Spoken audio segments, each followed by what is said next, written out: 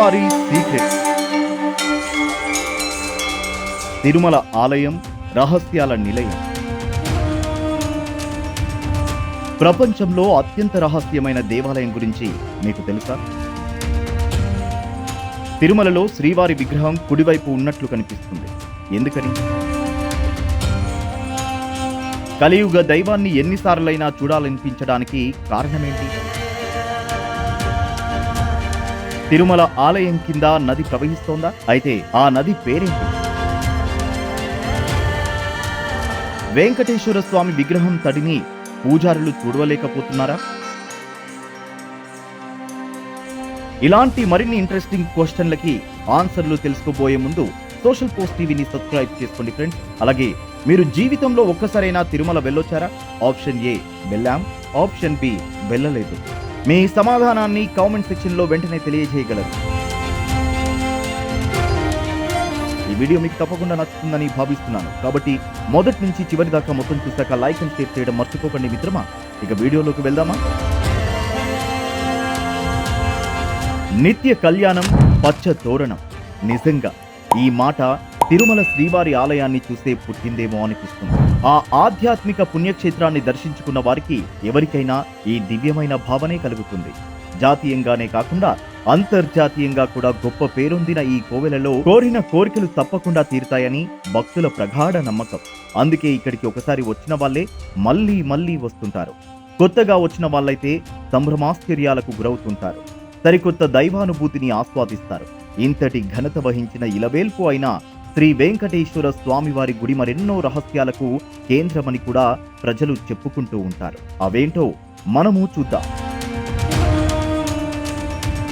ప్రపంచ దేశాల్లోనే అత్యంత రహస్యమైన ఆలయంగా తిరుమల టెంపుల్ ప్రత్యేక గుర్తింపు పొందింది. విష్ణుమూర్తికి అంకితం చేసిన ఈ సన్నిధిలో ఏడుకొండలవాడు తన పత్ని పద్మావతితో కలిసి వెలిశాడని పురాణాలు చెబుతున్నాయి. తిరుమల బాలాజీని పవర్ఫుల్ గాడ్ అని అంటుంటారు.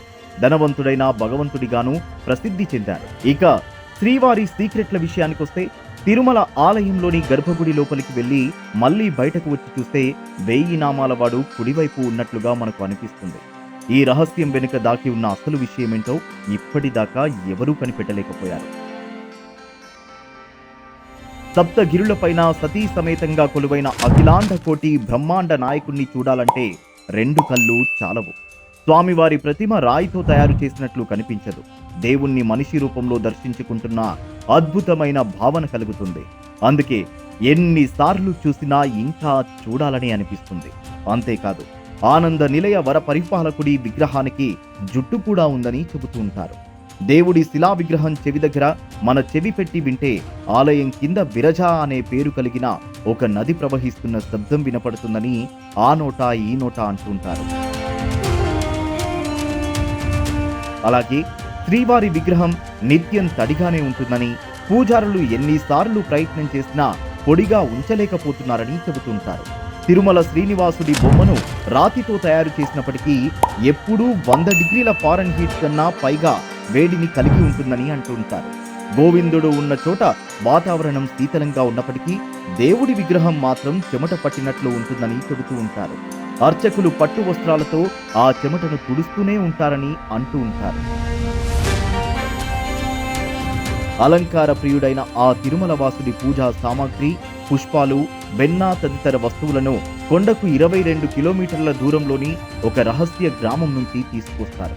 గర్భగుడిలో శ్రీవారి ముందు ఉన్న మట్టి దీపాలు 365 రోజులు కొండెక్కకుండా కంటిన్యూగా వెలుగులు విరజిమ్ముతూనే ఉంటాయి. బాలాజీ విగ్రహానికి రోజు పచ్చకర్పూరం రాస్తున్నప్పటికీ రాయిలో అప్పటి నుంచి ఇప్పటి వరకు ఏ మార్పు చోటు చేసుకోకపోవడం సైంటిస్టులను సైతం ఆశ్చర్యానికి గురి చేస్తుంటుంది. ఇన్ని రహస్యాలను తిరుమల ఆలయంలో తప్ప మరెక్కడా చూడలేమని పండితులు వివరిస్తున్నారు.